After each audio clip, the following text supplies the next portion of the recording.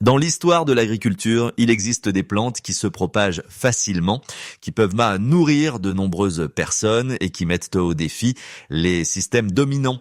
Au fil des siècles, certaines cultures ont été appréciées pour leur résistance, qui est leur capacité à se reproduire d'elles-mêmes et leur force presque surnaturelle dans les sols pauvres. Pourtant, au lieu d'être cultivées, beaucoup d'entre elles ont été discrètement rejetées, qualifiées de mauvaises herbes, limitées, voire interdites. Pourquoi ? Parce qu'elles ne peuvent pas être brevetées, entièrement contrôlées ou utilisées à des fins commerciales.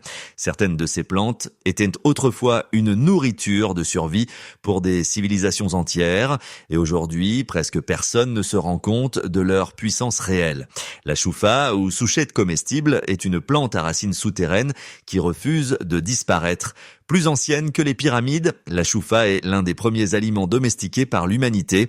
À partir d'un seul tubercule, elle émet des dizaines de pousses, chacune formant son propre groupe de racines au goût de noisette. À l'automne, ce qui a commencé comme un seul tubercule devient des centaines. Elle n'a pas besoin d'engrais, d'irrigation ou d'un sol riche. Elle prospère dans des conditions de négligence et se propage discrètement sous la surface, ce qui la rend presque impossible à arrêter une fois qu'elle s'est établie. Les anciens Africains et Ibères comptaient sur elle comme une nourriture fiable en période de disette, car elle ne les a jamais déçus, même en cas de sécheresse ou sur des sols pauvres. Cependant, cette même résistance a posé problème à l'agriculture moderne. Les machines ne peuvent pas la récolter facilement et les entreprises ne peuvent pas contrôler sa propagation. Au lieu de promouvoir cette plante, elle a été discrètement reclassée comme mauvaise herbe. La plante, cependant, ne s'est jamais souciée des étiquettes. Elle continue de se propager, de se reproduire et de revenir plus forte à chaque saison, comme elle le faisait il y a des milliers d'années. L'amarante, une céréale aztèque que les conquistadors n'ont pas réussi à tuer.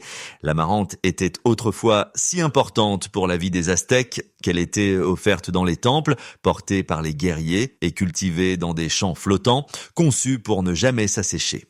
Lorsque les colonisateurs sont arrivés, ils ont craint son pouvoir culturel et ont tenté de l'effacer. Les champs ont été brûlés, les graines interdites et les agriculteurs punis. Mais l'amarante a simplement refusé de mourir. Elle disperse des milliers de graines qui restent en dormance jusqu'à ce que les conditions soient favorables, créant une banque de semences naturelles qui survit aux sécheresses, aux guerres et à la négligence. Elle pousse dans la chaleur qui détruit le maïs, dans un sol trop pauvre pour le blé, et dans des climats où rien d'autre ne survit. L'agro-industrie moderne ne l'aime pas pour une raison similaire. Elle n'a pas besoin de produits chimiques, d'irrigation ou de machines. Elle pousse simplement, forte, nutritive et irrépressible. Aujourd'hui, de nombreux agriculteurs la redécouvrent accidentellement lorsqu'elle revient dans des champs labourés il y a des dizaines d'années. L'amarante n'est pas une plante que l'on cultive, c'est une plante avec laquelle on coexiste. Le pourpier potager, une verdure alimentaire volontaire. Le pourpier est un voyageur mondial apparaissant dans les jardins, sur les trottoirs, dans les champs abandonnés et dans les fissures des vieux murs de pierre. Mais contrairement à la plupart des mauvaises herbes, c'est l'un des légumes verts les plus nutritifs jamais étudiés. Il est plein d'acides gras oméga 3, d'antioxydants et de minéraux rarement présents dans les plantes terrestres. Son secret réside dans sa stratégie de survie. Si vous l'arrachez, de minuscules fragments de sa tige peuvent s'enraciner. Si vous l'ignorez, il forme un tapis dense et bas qui ombrage le sol et retient l'humidité. Pendant les vagues de chaleur qui tuent la laitue et les épinards, le pourpier reste croquant et vert. Il n'a pas besoin d'engrais, d'arrosage régulier ou de soins. Et comme il peut produire des dizaines de milliers de graines qui restent viables pendant des décennies, une fois qu'il apparaît, il ne disparaît jamais vraiment. Pour les entreprises qui vendent des engrais, des outils d'irrigation et des légumes verts hybrides délicats, une telle plante est une mauvaise nouvelle. Elle pousse trop bien, trop facilement et de manière trop indépendante. Pour les gens ordinaires, cependant, c'est un cadeau ancien qui se cache à la vue de tous. Le chénopode blanc, l'épinard sauvage, la verdure paysanne que l'agriculture industrielle a tenté d'effacer. Pendant des milliers d'années, le chénopode blanc a nourri les plus pauvres des communautés les plus travailleuses d'Europe. En Asie, il poussait à côté des maisons, le long des chemins, en bordure des champs, toujours fiable, toujours abondant. Une seule plante peut produire des dizaines de milliers de graines, créant un garde-manger naturel qui se renouvelle chaque printemps. Contrairement à l'épinard moderne, qui nécessite un sol riche et un arrosage soigné, le chénopode blanc prospère dans des conditions de négligence, de sécheresse sur des sols pauvres. Pendant les nuits froides, rien ne le ralentit. Lorsque l'agriculture industrielle a standardisé les légumes verts à feuilles, cette plante est devenue un problème. Elle ne pouvait pas être brevetée, contrôlée ou forcée à pousser en rangée commerciale ordonnée. Elle poussait trop facilement, supplantant les cultures hybrides délicates qui avaient besoin d'un soutien chimique. Elle a donc été qualifiée de mauvaise herbe. Sa longue histoire a été discrètement effacée et des générations entières ont oublié que cet épinard sauvage avait autrefois nourri leurs ancêtres. Et pourtant, aujourd'hui, il continue d'apparaître partout où le sol a été perturbé, comme pour nous rappeler que la sécurité alimentaire poussait autrefois librement sous nos pieds. Le topinambour, un rebelle tubéreux qui revient toujours. Le topinambour ne se contente pas de survivre, il revient avec une joie obstinée qu'aucune charrue, sécheresse ou frustration d'agriculteur ne peut étouffer. Plantez-le une fois et vous vous engagez pour la vie. Même si vous récoltez chaque tubercule trouvé, un seul morceau caché de la taille d'un ongle suffit pour qu'il revienne la saison suivante. Les populations indigènes l'appréciaient car il ne décevait jamais. Les colons comptaient sur lui pendant les hivers rigoureux. L'agriculture commerciale, en revanche, déteste cette plante. Le topinambour se propage trop rapidement, donne des rendements trop imprévisibles et refuse de pousser en rangée nette et uniforme. Sa résilience le rend ingérable dans la production à grande échelle, une caractéristique qui devrait le rendre idéal pour les cultivateurs amateurs. Riche en inulines, en minéraux et en fibres prébiotiques, ces tubercules sont parmi les légumes racines les plus nutritifs au monde. Cependant, comme ils peuvent supplanter presque tout ce qui se trouve à proximité, l'industrie les écarte. Malgré tout, chaque printemps, ils repoussent hauts, lumineux et irrésistibles. Consoude, régénérateur qui guérit le sol plus vite que les réglementations ne le permettent. La consoude est une plante à la réputation ancienne, guérisseuse de blessures, constructrice de sol, moteur de fertilité. Elle pousse à partir de racines profondes et puissantes qui extraient les nutriments bien au-delà de la portée de la plupart des cultures. Ces nutriments se retrouvent dans les feuilles épaisses qui peuvent être coupées encore et encore, souvent 5 ou 6 fois par saison, repoussant à chaque fois comme si de rien n'était. Une seule plantation peut durer des décennies. Les permaculteurs l'utilisent pour accélérer le compostage, fertiliser les arbres fruitiers et remettre en état les terres dégradées. Mais sa capacité à se propager est légendaire. Un fragment de racine cassée sous terre peut former une nouvelle plante. Ce pouvoir régénérateur a inquiété les gouvernements et irrité les systèmes industriels. Certaines régions ont interdit ou limité certaines variétés parce qu'elles se propageaient trop agressivement, ce qui est une autre façon de dire qu'elles prospèrent sans aide chimique. La consoude construit le sol, crée de la fertilité et répare les terres y endommagées, précisément parce qu'elle résiste au contrôle. C'est une plante qui travaille pour la terre et non pour les industries construites autour d'elle. Épinard d'eau, Hippomœa aquatica, un aliment vert trop résistant pour les régulateurs. Dans toute l'Asie du Sud-Est, l'épinard d'eau est une bouée de sauvetage. Il pousse dans les fossés, les rizières inondées, les flaques d'eau au bord des routes et même dans les égouts à écoulement lent, transformant les terres les plus pauvres en une source de verdure fraîche et nutritive. Il prend racine à partir d'un seul nœud, se propage rapidement à la surface de l'eau et peut se régénérer à partir de minuscules fragments de tiges. Cependant, sa capacité d'adaptation a inquiété les régulateurs dans certaines parties des États-Unis. L'épinard d'eau se propage plus vite que les fonctionnaires ne peuvent le suivre ou le contrôler, et une fois qu'il a pris racine dans les zones humides chaudes, il peut dominer les écosystèmes indigènes. Sa fiabilité, la raison pour laquelle les communautés pauvres en dépendent, est la même caractéristique qui a entraîné des interdictions et des restrictions, mais dans les régions où les gens sont confrontés à l'insécurité alimentaire, l'épinard d'eau reste un héros silencieux. Une plante qui pousse là où rien d'autre ne le veut, il offre des vitamines, des minéraux et des feuilles riches en protéines sans engrais, irrigation ou sol. Le bambou, l'acier de la nature, craint pour sa liberté. Le bambou est l'une des plantes les plus remarquables de la planète. Un matériau de construction renouvelable, une source de nourriture, un brise-vent, un stabilisateur de sol et un trésor culturel dans toute l'Asie. Mais certaines espèces possèdent une superpuissance inégalée. Des rhizomes souterrains qui se propagent loin, rapidement et de manière imprévisible. Une seule plantation peut se transformer en une vaste colonie connectée qui perce les pelouses, les fondations et même les trottoirs. Cette croissance imparable est la raison pour laquelle de nombreuses régions limitent ou interdisent certains types de bambou. Il ne peut pas être facilement contenu, breveté ou cultivé dans des parcelles industrielles soignées. Il pousse trop bien, trop vite et trop indépendamment. Et pourtant, pendant des milliers d'années, sa force a soutenu des civilisations entières, des échafaudages et des maisons à la nourriture et aux outils.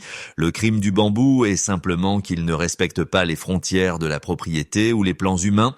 Là où il est libre de croître, il reste l'une des plantes les plus durables au monde, un symbole de résilience, de flexibilité et de renouveau. Le pissenlit, une plante médicinale détestée par les entreprises.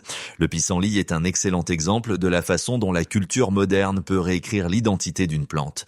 Chacune de ses parties, racines, feuilles, fleurs, est comestible et médicinale.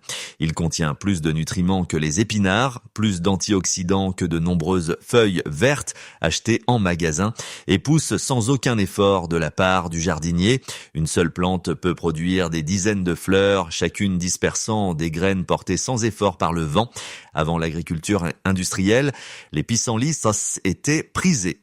Ils étaient plantés intentionnellement près des maisons à des fins médicinales pour faire du vin et pour les vitamines de début de printemps. Mais lorsque la nourriture a été commercialisée, l'indépendance du pissenlit est devenue une menace. Il pousse trop facilement, trop librement, sans nécessité d'engrais, de pesticides ou de lot de semences hybrides. Pour les entreprises qui tirent de profit des produits chimiques pour pelouse et des cultures contrôlées, le pissenlit est devenu un ennemi. Il a donc été rebaptisé mauvaise herbe, non pas parce qu'il manque de valeur, mais parce qu'il ne dépend pas de l'industrie.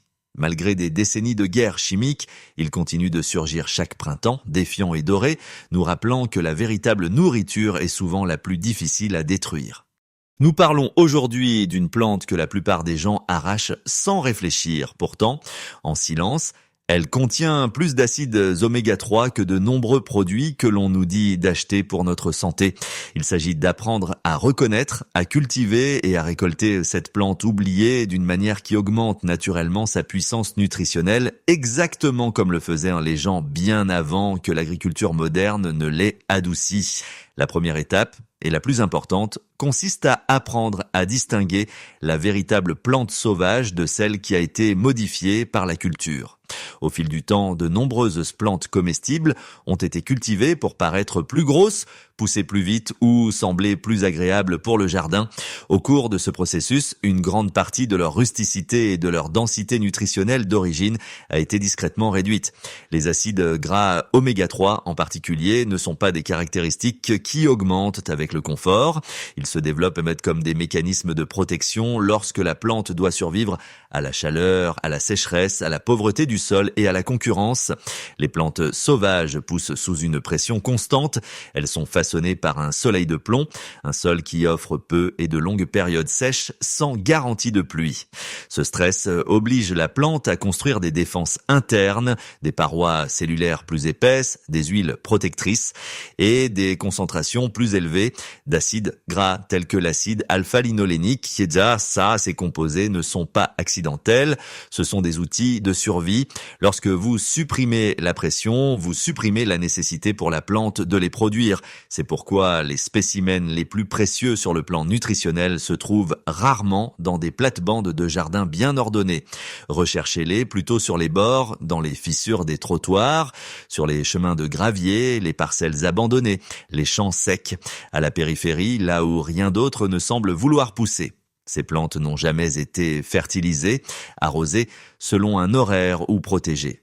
Elles ont mérité leur valeur nutritionnelle par un travail acharné. Soyez prudents avec les emballages de graines commerciaux étiquetés améliorés, à grandes feuilles ou à croissance rapide. Ces caractéristiques vont généralement de pair avec une diminution de la concentration des nutriments. Des feuilles trop grosses signifient souvent une teneur en eau plus élevée et une densité plus faible. Les variétés ornementales peuvent te sembler attrayantes, mais elles sont sélectionnées pour leur apparence, pas pour leur chimie de survie.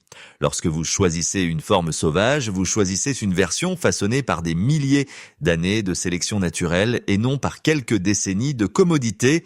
La version originale de la nature apporte toujours avec elle une plus grande profondeur de saveur, de résilience et de valeur nutritionnelle. Tout ce qui suit dépend du fait de commencer avec la bonne plante. Cultivez-la là où les autres cultures échouent. Une fois que vous avez la bonne plante, résistez à la tentation de la traiter comme un légume de jardin préféré. Ce n'est pas une plante qui prospère dans des conditions confortables. En fait, le confort est le moyen le plus rapide de diminuer ce qui la rend précieuse. Pour de telles plantes, les difficultés ne sont pas un problème. Elles sont un signal qui active leur puissance nutritionnelle. Le plein soleil est essentiel. Pas de lumière filtrée, pas d'ombre l'après-midi. Une exposition directe et réelle, la chaleur joue également un rôle clé. Lorsque les températures augmentent et que l'humidité du sol diminue, la plante passe en mode de survie. Dans cette phase, elle commence à transformer les glucides stockés en composés protecteurs, notamment les acides gras oméga 3. Ces huiles aident la plante à maintenir l'intégrité cellulaire en cas de stress, et c'est précisément ce dont nous bénéficions lorsque nous la mangeons. Un sol pauvre n'est pas un défaut. Un sol sablonneux, des berges graveleuses, une terre tassée, ces environnements ralentissent la croissance, mais augmentent la densité. Une croissance rapide et luxuriante crée un tissu aqueux avec des nutriments dilués. Une croissance lente concentre les minéraux et les graisses. C'est pourquoi les plantes qui poussent là où rien ne devrait pousser sont souvent les aliments les plus puissants. Éviter la fertilisation, l'azote ajouté favorise la croissance des feuilles et non la profondeur nutritionnelle. La plante devient plus grande mais plus faible, remplie d'eau et non de substance. Laissez le sol rester modeste, laissez les racines travailler pour obtenir ce dont elles ont besoin. Cette approche est contraire aux instincts de jardinage moderne qui visent bien à maximiser la taille et la vitesse, mais la sagesse alimentaire traditionnelle comprenait quelque chose que nous avons largement oublié, la lutte forge la force. Lorsque vous laissez une plante vivre comme si elle a évolué, car exposée, mise au défi et autosuffisante, elle vous récompense avec bien plus que des calories. Elle offre une nutrition concentrée, souvent absente de l'abondance moderne. Cultiver cette plante-là où les autres échouent n'est pas une négligence, c'est un respect de sa nature. Et dans ce respect réside sa puissance tranquille. Arroser avec parcimonie pour activer la chimie de survie. L'arrosage ne consiste pas à assurer le confort de cette plante. Il s'agit de lui apprendre d'où elle vient. Dans la nature, cette plante a évolué dans des conditions de précipitation irrégulières, de longues périodes de sécheresse interrompues par de courtes et fortes averses. Ce rythme a façonné sa chimie interne. Lorsque l'eau arrive rarement, mais avec précision, les racines poussent plus profondément et la plante passe en mode d'économie, ce qui modifie la façon dont elle stocke l'énergie. Un arrosage profond suivi de longues périodes de sécheresse signale non pas l'abondance, mais le danger. En réponse, la plante commence à transformer les sucres facilement disponibles en composés protecteurs à long terme. Parmi ces composés figurent les acides gras, dont les oméga 3, qui aident à stabiliser les membranes cellulaires pendant le stress thermique et la déshydratation. Il s'agit de la chimie de la survie et non de la chimie de la croissance, et c'est précisément ce que les habitudes d'arrosage modernes interrompent. Un arrosage fréquent et léger maintient l'humidité à la surface du sol, mais les couches plus profondes s'assèchent. Cela favorise les racines peu profondes et la production constante de sucre pour une croissance rapide. Le résultat est une plante plus grande et plus molle aux nutriments dilués. Les feuilles peuvent sembler luxuriantes, mais elles sont remplies d'eau et non de densité. Les niveaux d'oméga 3 diminuent, car la plante ne reçoit jamais le signal de se protéger. Au lieu de cela, arrosez profondément en laissant l'humidité atteindre loin sous la surface. Ensuite, attendez, laissez le sol sécher presque complètement avant de réarroser. Cette pause n'est pas une négligence, elle est essentielle. Dans cette fenêtre sèche, la plante modifie son métabolisme. La croissance ralentit, mais la concentration interne augmente, chaque feuille devient plus petite, plus épaisse et plus précieuse sur le plan nutritionnel. Cette méthode reflète bien mieux les climats anciens que les programmes d'irrigation modernes. Elle est également conforme à la façon dont les plantes résistantes étaient traditionnellement cultivées, sans tuyaux, minuterie ou intervention quotidienne. Traitez la plante comme une survivante et non comme une plante à salade. Lorsque vous cessez de la sauver de l'inconfort, elle commence à produire ce que le confort ne pourrait jamais produire, une véritable nutrition. Récoltée à l'aube pour une densité maximale de nutriments. Le moment est plus important que la plupart des jardiniers ne le pensent, l'enquête. Les plantes ne sont pas statiques sur le plan nutritionnel au cours de la journée. Leur chimie change d'heure en heure en réponse à la lumière, à la température et à l'humidité. Pour cette plante, les premières heures du matin représentent une courte fenêtre où la concentration d'acide oméga 3 est naturellement la plus élevée. La nuit, les températures plus basses ralentissent la respiration et conservent des acides gras dans les feuilles. L'humidité de l'air nocturne maintient la plante hydratée sans provoquer de dilution de la croissance. Lorsque le soleil se lève et que la température augmente, la plante commence à transformer les acides gras en énergie pour faire face au stress. À midi, la plupart de cet avantage nutritionnel a déjà été consommé. La récolte juste après le lever du soleil permet de récolter la plante avant ce changement métabolique. Les feuilles sont fermes, concentrées et riches en huile protectrice. C'est alors que les niveaux d'acide oméga 3 atteignent leur maximum, non pas parce que la plante a plus poussé pendant la nuit, mais parce que rien n'a encore été perdu. Même quelques heures peuvent faire une différence significative. Les récoltes matinales peuvent augmenter la teneur en acide oméga 3 par rapport à une coupe l'après-midi. Et ce gain ne nécessite ni engrais, ni additifs, ni efforts supplémentaires, juste de l'attention. Coupez uniquement les extrémités tendres en laissant la plante repousser. La récolte matinale réduit également le stress, aidant la plante à se régénérer plus rapidement et à maintenir le cycle nutritionnel avec le temps. Ce rythme de récolte précoce et de repousse naturelle renforce toute la culture. Dans les cultures alimentaires traditionnelles, la récolte à l'aube n'a jamais été une superstition. C'était une observation. Les plantes étaient récoltées lorsqu'elles offraient le plus et non lorsque c'était le plus pratique. En revenant à ce rythme, vous ne vous contentez pas de récolter de la nourriture, vous la récoltez à son apogée, exactement comme la nature l'a prévu. Laissez repousser, ne transplantez pas, laissez les racines mûrir. Cette plante n'a jamais été destinée à être replantée sans cesse. Sa véritable force réside sous la surface, dans un système racinaire qui apprend, s'adapte et s'améliore avec le temps. À chaque saison, les racines restent intactes. Elles deviennent plus épaisses, plus profondes et plus efficaces pour extraire les oligo-éléments et l'humidité d'un sol pauvre. Cette maturité souterraine façonne directement la valeur nutritive de chaque nouvelle feuille au-dessus. Lorsque vous plantez à plusieurs reprises à partir de graines, la plante reste jeune. Et les jeunes plantes privilégient la rapidité plutôt que la densité. Elles se concentrent sur une croissance rapide des feuilles et une croissance tendre. Mais lorsque vous laissez les mêmes racines survivre à plusieurs cycles de récolte, la plante change de stratégie. Au lieu de grandir vers le haut, elle se concentre vers l'intérieur, stockant l'énergie sous forme de composés protecteurs. Les acides gras oméga 3 font partie de ce stockage à long terme destiné à la survie.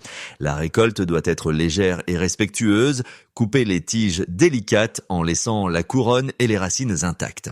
En quelques jours, une nouvelle croissance apparaît, souvent plus vigoureuse et plus compacte qu'auparavant.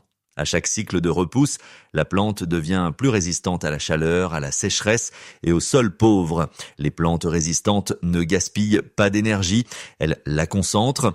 Au fil du temps, ce rythme répété de repousse et de repos entraîne la plante à se comporter comme une plante vivace, même si elle est techniquement annuelle. Les feuilles deviennent un peu plus petites, mais visiblement plus riches. Le goût s'approfondit, la texture s'épaissit, la valeur nutritive s'intensifie. Ce n'est pas un hasard, c'est une plante qui réagit à la continuité. Une seule culture établie peut vous nourrir pendant toute une saison sans graines, sans engrais ni soins quotidiens. Même lorsque les conditions se détériorent, elle continue à produire. C'est ainsi que fonctionnent les systèmes alimentaires résilients. Les racines restent, les récoltes se répètent, l'effort diminue. En choisissant la repousse plutôt que la replantation, vous laissez la nature faire ce qu'elle a toujours fait de mieux, s'améliorer avec l'âge.